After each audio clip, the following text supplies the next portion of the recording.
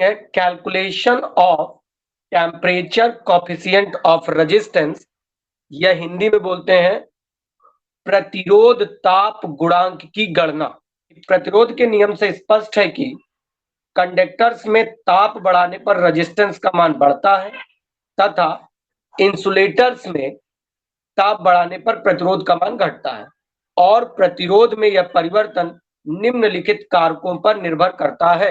प्रतिरोध के प्रारंभिक मान पर, और वो भी किस तरीके से, प्रारंभिक मान के समानुपाती। तो पदार्थ के टेम्परेचर में परिवर्तन के समानुपाती पदार्थ की प्रकृति पर। माना कि T डिग्री सेंटीग्रेड ताप पर किसी पदार्थ का प्रतिरोध R ओम और इसी पदार्थ को T से T plus dt degree centigrade तक गर्म करने पर उसी पदार्थ का प्रतिरोध R प्लस dr ओम हो जाता है।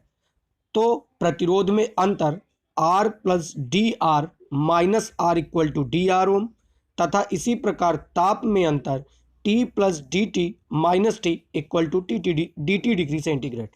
तो ऊपर बताए गए नियम से प्रतिरोध में अंतर निम्नलिखित कारकों पर निर्भर करता है: प्रारंभिक प्रतिरोध तथा ताप में अंतर दोनों के समानुपाती, अर्थात प्रतिरोध में अंतर dr is directly proportional to प्रारंभिक प्रतिरोध अर्थात R एंड ताप में अंतर के समानुपाती अर्थात dt। तो dr is directly proportional to R into dt।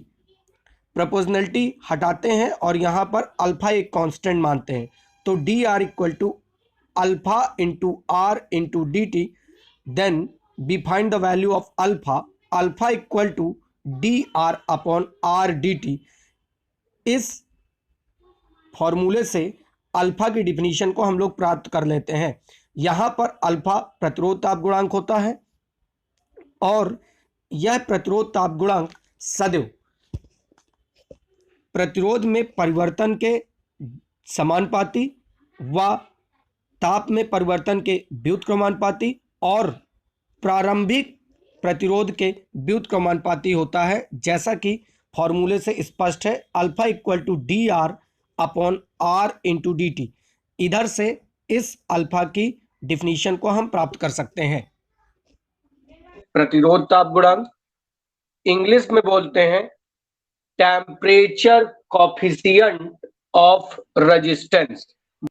1 degree centigrade के तापांतर पर उस पदार्थ के 1 ओम के प्रतिरोध में 1 ओम के प्रतिरोध में होने वाला अंतर होता है change in per unit resistance पर डिग्री सेंटीग्रेड। चलिए इसे अल्फा से प्रदर्शित करते हैं। इसका जो मात्रा का यूनिट है वो आपकी होती है पर डिग्री सेंटीग्रेड। अल्फा का मान सबसे अधिक 0 डिग्री सेंटीग्रेड पर होता है। अल्फा का मान कंडक्टर्स के लिए पॉजिटिव व इंसुलेटर के लिए निगेटिव होता है। अल्फा का मान सदैव अपने प्रारंभिक ताप पर निर्भर करता है। माना कि किसी कंडक्टर का 0 डिग्री सेंटीग्रेड ताप पर प्रतिरोध R0 है व T1 डिग्री सेंटीग्रेड ताप पर प्रतिरोध R1 है। ओके, प्रारंभिक ताप पर चालक का प्रतिरोध ताप गुणांक कि प्रारंभिक ताप पर अल्फा का मान, तो बेटा प्रारंभिक ताप कितना है 0, ध्यान देना।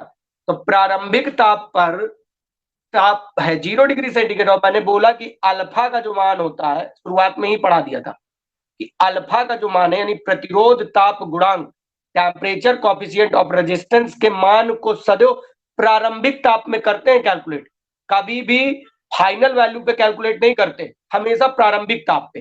तो प्रारंभिक ताप पे यहाँ पे 0 डिग्री सेंटीग्रेड है, तो इस ताप पे हम कैलकुलेट करेंगे किसको, टेम्परेचर कोफिशिएंट ऑफ रेजिस्टेंस को, अल्फा बराबर D R upon R by D T, ये कल मैंने पढ़ाया। तो इस अल्फा के मान को हम प्रारंभिक ताप पे कैलकुलेट कर रहे हैं, प्रारंभिक ताप है 0, तो इस अल्फा का मान क्या हो गया, अल्फा नॉट हो गया, 0 पे अल्फा नॉट बराबर कह रहा डी आर, मतलब कि डी आर का मतलब है प्रतिरोध में अंतर, तो प्रतिरोध में अंतर T1 डिग्री सेंटीग्रेड पे R1 हो गया, पहले R0 था, यानी आपका हो गया R1 माइनस R0।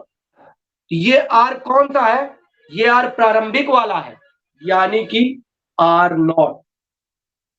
ठीक, बाद में लिखा dt, dt मतलब टेम्परेचर में अंतर, मतलब कि बेटा T1 माइनस 0। T1 यदि इसी कंडक्टर को और अधिक गर्म किया,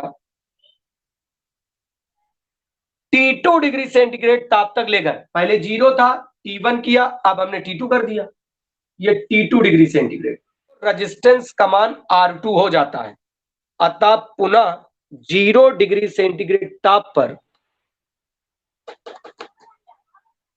प्रतिरोध ताप गुणांक 0 डिग्री सेंटीग्रेड पे ही पूछ रहा है, क्योंकि प्रारंभिक ताप अभी भी 0 है, तो फिर से अल्फा नॉट बराबर, अब बेटा रेजिस्टेंस कितना हो गया R2, पहले कितना था R0, फॉर्मूला यही है, ये है सब कुछ, अब कितना हो गया R2 माइनस R0 बटा प्रारंभिक रेजिस्टेंस तो अभी भी R0 है, R0। ठीक, dt T2 minus 0, T2 minus 0।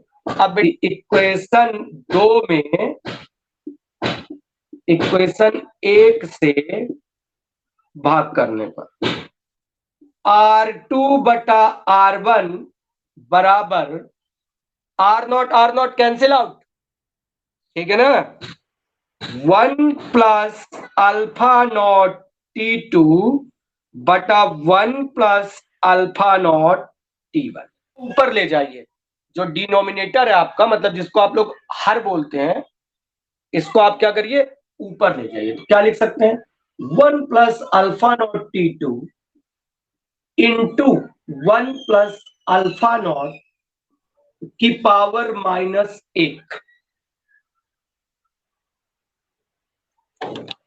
अब बाइनोमियल तोड़ दो बेटा, R2 बटा R1 बराबर 1 प्लस अल्फा नॉट T2, इसको तो कुछ नहीं करोगे, इसको चुपचाप ऐसे ही लिखा रहने दो। अब इसकी बाइनोमियल तोड़ दो, क्या हो जाएगी बाइनोमियल, इसकी बाइनोमियल हो जाएगी 1 minus alpha not T1 dash dash dash, मैंने हायर पावर रिमूव कर दी, हायर पावर मैंने क्या कर दी रिमूव कर दी, मतलब नेग्लेक्ट कर दी, बेटा गुणा कर लो 1 प्लस अल्फा नॉट T2, इसके बाद इसका गुणा करोगे तो ये हो गया बेटा माइनस का अल्फा नॉट T1, और देखिए माइनस का अल्फा नॉट का square into T1 into T2।